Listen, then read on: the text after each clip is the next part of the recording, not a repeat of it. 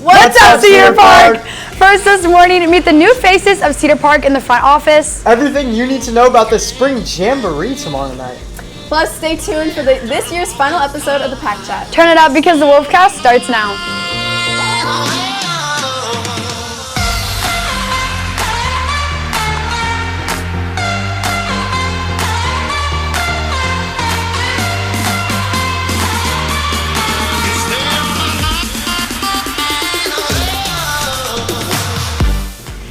Good morning, Cedar Park. I'm Abby Martinez, joined by Jack Polishik and Katie Whitmarsh. When you enter the building, you may notice some new friendly faces in the front office. Let's take a look and welcome Cedar Park's newest receptionist and administrative assistant.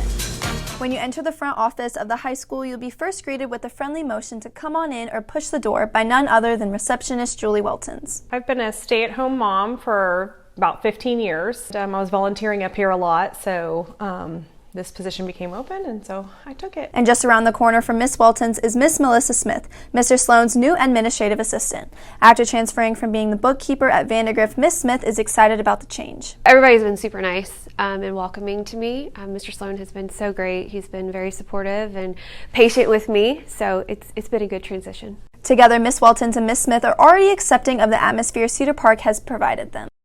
We are super excited to welcome them both to Cedar Park, and if you happen to run into the front office, make sure to introduce yourself to the new faces.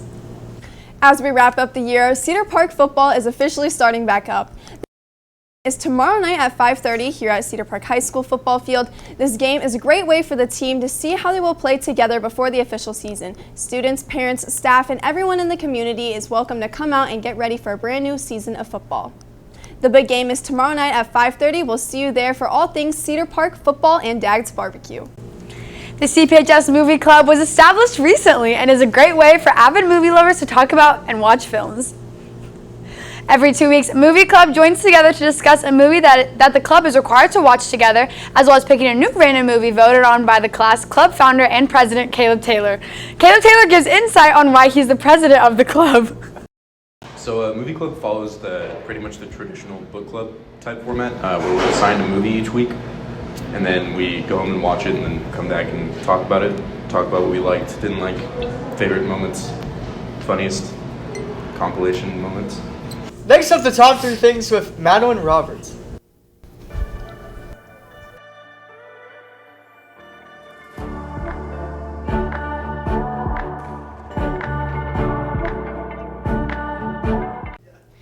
Hi, I'm reporter Madeline Roberts with CPHS News, and here are your top 3 things that you need to know for today.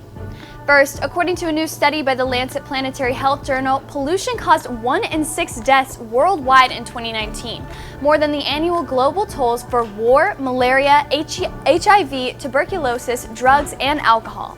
The study found that pollution kills 9 million people every year, nearly 3/4 of them due to harmful air. Many of these deaths are caused by air pollution and toxic chemical pollution, which has increased by 66% over the past 2 decades.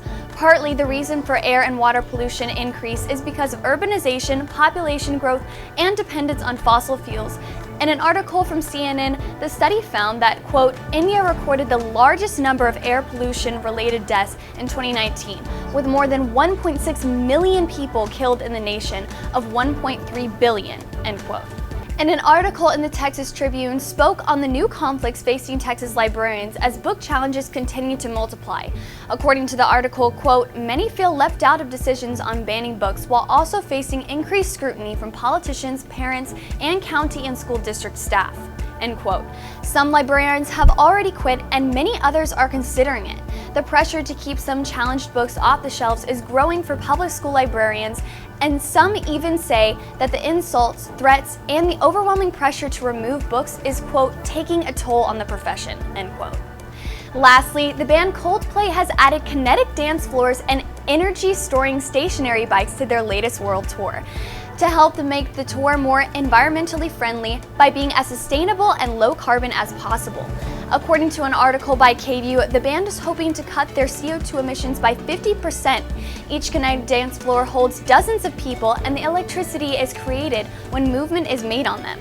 Each of the bikes, usually around 15, can generate an average of 200 watts of energy, captured in batteries that help to run elements of the show. The article states that Coldplay is not the only musical group or artist to be, quote, working to reduce effects of the climate footprints of their tours, end quote. Others include Billie Eilish, Harry Styles, Shawn Mendes, Maroon 5, John Mayer, Lorde, and the Chicks. And that's all I have for you today. With CPHS News, I'm Madeline Roberts. Thanks, Madeline. So Jack, I know one day you tried to go down and get the banned books, right? Yeah, so this is one of my strongest investigative journalism nuggets. So I can't wait to hear. I'll keep it short, but I had to go and get all the banned books from the library to see what the fuss was all about. And I read all of them, and they were all mid. Nothing bad happened to Daddy. Well, there was like a rock thing where they were all throwing rocks at some kid and killed him, but like that was it. Just in one of the books? Yeah. Okay, great. I mean, there was like context. That's a great plot, honestly. Yeah, I don't remember anything else from the book, honestly. Okay. Yeah. Katie, who's sitting next to you? Oh, so we have a special guest, the Noah Tor, who is far long graduated, a little too old to still be here, but he made it back. Well, I came in to represent the Garmigos brand, so I had to come in and do that. Yeah. What is the Garmigos brand? TBD, to be determined. Don't worry about it. Okay. So just business? Yeah, just business. Okay. Yeah. Baylor business? Baylor business, yeah. Okay. Yeah, only Garcia knows about it, so. Oh, okay. Yeah. Okay. And do you have any advice for graduating seniors heading off to college soon? Yeah, so 4 things. One, don't spend too much time doing your homework, but get it mostly done, but also go out and see people. That's an important thing too. An important part of the college experience is going out, having good friends. Okay. 2, always get the cold cut combo. 3, make sure you stay in touch with one of your favorite high school teachers, because that is honestly one of the best relationships that you could have, which I didn't do a great job of, but it is an important relationship to have. And We're not 4, talking about Mr. Garcia, right? oh no, we're 100% talking about Mr. Garcia. Oh, okay. And 4, That's not happening. I thought we were talking about missing them. it's a really bad idea to not have morning classes, because then you sleep until 11 every day. Okay. Gotcha. That's all I got. That's all we got. Yeah. Well, it's good to have you back, and we appreciate the legacy you left here at CPHS News. That's all we have for you today. Make sure you're keeping up with all of our content. Head over to our YouTube at CPHS News. Oh, and you can also follow at CPHS_sports for updates during the games. Catch the final Wolfcast of the year tomorrow, where we'll recap all the amazing seasons our sports teams have had, give our final goodbyes to the class of 2022, broadcast seniors, and the final edition of Weekend Destinations. Thanks for taking time to join us this morning. With CPHS News, I'm Katie Whitmarsh. I'm Jack Harlow. I'm Abby Martinez. And I'm Noah Tor. Remember to make it a great day or not, the choice is yours.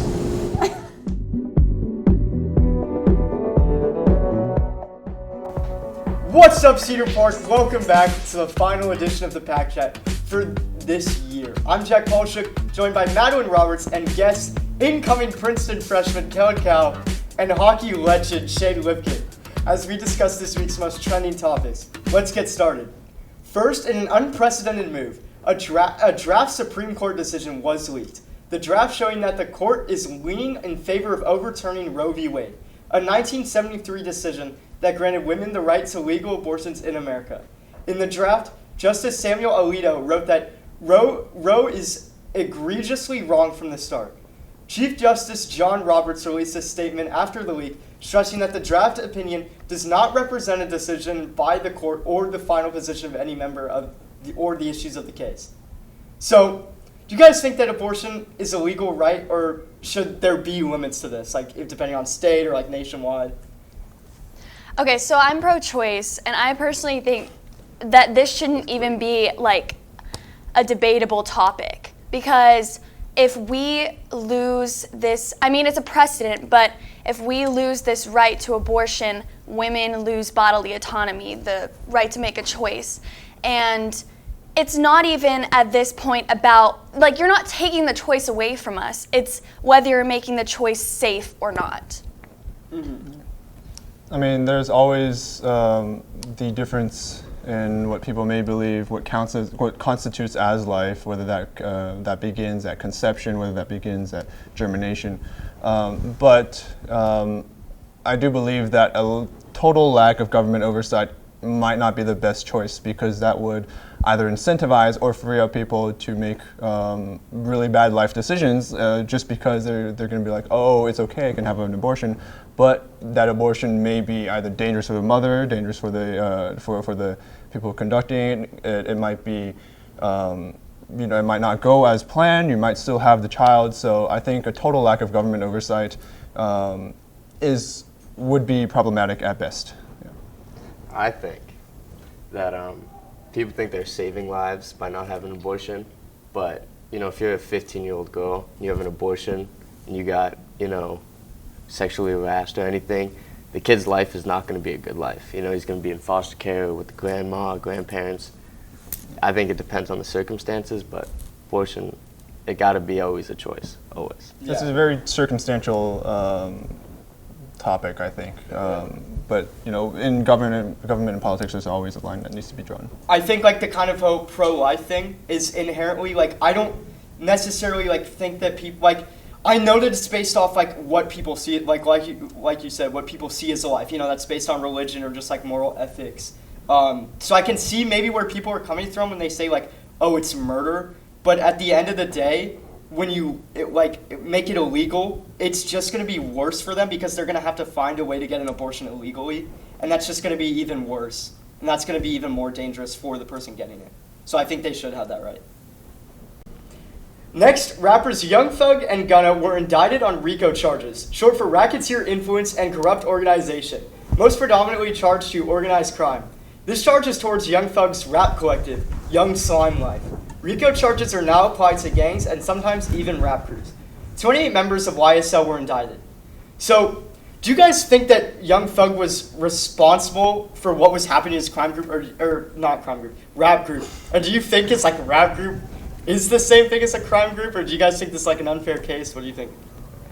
Well, I think, sorry, I'm always the one talking first, but I don't know, I guess I see it slightly unfair if not all of them, if it's just a rap group and it's not actually a gang, that if not all of them are actually committing crimes, but they're being charged with it.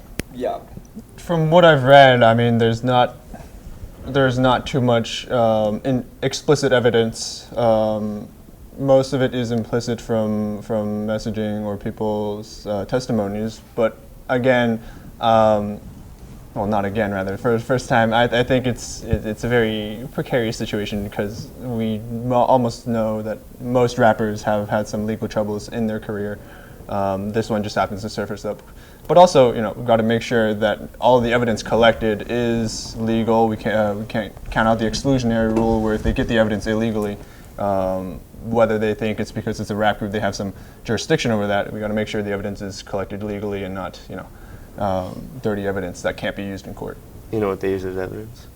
Their song lyrics. Yeah. I have a lot of issues with this case because, for one, like you said, they're using rap lyrics, and I feel like with most music, people take lyrics on oh yeah, they're telling a story, or oh yeah, it's just it's a fictional tale. And then when it comes to rap, I guess I'm not saying that rappers are lying, because there are definitely some rappers who are telling the truth, but people often just don't consider that rap is storytelling at the end of the day. And sometimes what people might say, it's just hyperbole, or it's just a story, or it's just based on loose events. And I don't think it should be used in court cases like that. So TK, when his lawyer tried to free him from his charges, when they tried to use his lyrics against him, they tried to say it was creativity and a storytelling, and it was overturned, and he got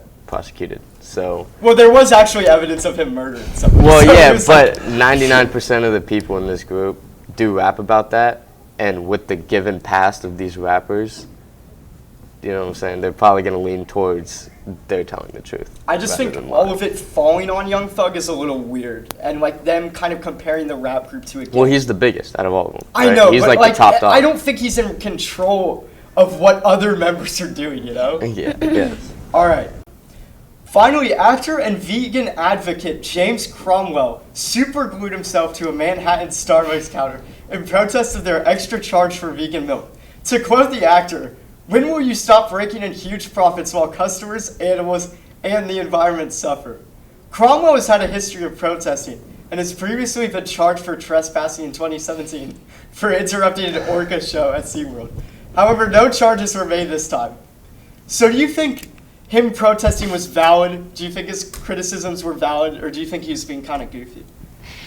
I think it's, I admire him for his investment in this, but I think at the end of the day, Starbucks is a business, and if they're paying more money for this soy, oat, coconut milk, then they're gonna have to charge for it because then they're losing profits. So. Well, that and the fact that he protested at like a local Starbucks store. I don't think the 16-year-old working behind the counter is, going to say, "You're right, James Cromwell," or whatever your name is. I'm going to start charging you less because they're just employees there. I have the same opinion. I think it's just stupid. It's a business, dog. Yeah, like the underpaid workers are just like sitting there like, what did I do in my life? I mean, if he really wanted to change this, just you could do a petition to the actual business itself. You could call for community support. But I mean, super gluing your hand to the counter of the local store. That hurts you more than that. Didn't he super glue his pants or something? He super glued his hand. Okay. And then, which has got to be really painful. Yeah. No, I mean, so he used a knife to cut it off. Yeah, it'd probably take a while. Just imagine the 16-year-old just watching him. Yeah, and it's like I get that vegans advocate for like harmful mistreatment of animals and stuff, but to advocate for what is just basic economics, things that are more expensive to make are gonna cost more. I don't understand. All right, that's all we have for today. Remember, T-Wolf Pack. There's always time to chat.